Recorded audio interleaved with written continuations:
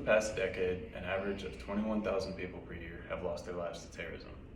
But the impact from that is not even close to the impact that it has on the world. Countries' entire populations can be devastated and scarred for life over the loss of a couple hundred people, which is merely a small fraction of that previously mentioned stat. Terrorism is something that holds a personal place in my heart due to the fact that I have multiple relatives and close family members that have spent their life defending their country against terrorism, and I've seen how that affects them. So today I will explain the deep, dark depths of terrorism and the lasting effects that it can leave on an endless amount of people. So, what is the goal behind terrorism? Terrorism, essentially, there's nothing positive that can come from it. It's literally just trying to terrorize, like the word says, a certain group of people. So, terrorism is pretty geographically focused. 95% of it occurs in the Middle East. There's 5 types of terrorism. There's state-sponsored terrorism, there is dissent terrorism, there is political terrorism, there's religious terrorism, and criminal terrorism. So those 5 types are the most common and responsible for the destruction of many people and nations all around the world. The most common of those 5 types the most common type of terrorist would be a bombing attack, which an example of that would be the Oklahoma City bombing a little while back. Terrorism can be carried out by individuals, states, or groups. So for individuals, that's called domestic terrorism.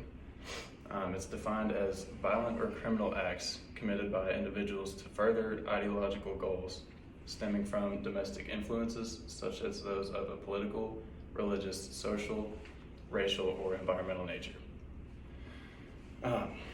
Terrorism would fall under the state category when the act is carried out by a government of a nation or any sort of government-affiliated association. The first thought in mind when thinking about state terrorism would be the attacks from Japan on Pearl Harbor on December 7th. The motive was politically based, and it sparked a retaliation of state terrorism from the USA as well. So that'd be a good example of that. So for group terrorism, they're also called terrorist organizations. They're organizations that a court finds directly or indirectly engaged in preparing, planning, assisting, or fostering the doing of a terrorist act.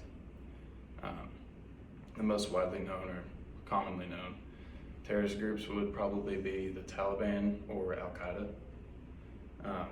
So with a little bit of knowledge about the basis of terrorism, learning about the motives and reasons behind those things is kind of important as well, and the effects that it can have on citizens.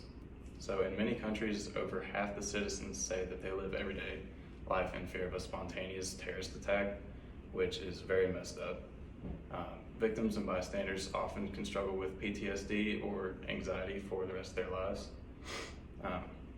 Terrorist attacks not only affect people physically, they also get them mentally, but another big effect of it would be the stock market can crash, essentially take an entire nation down.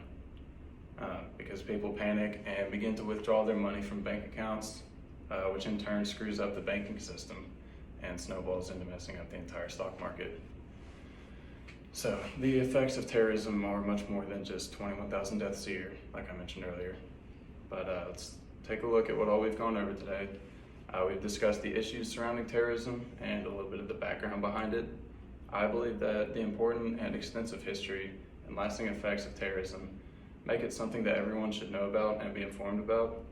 So hopefully after today, everyone feels a bit more educated and understands terrorism to a good extent. Thank you very much.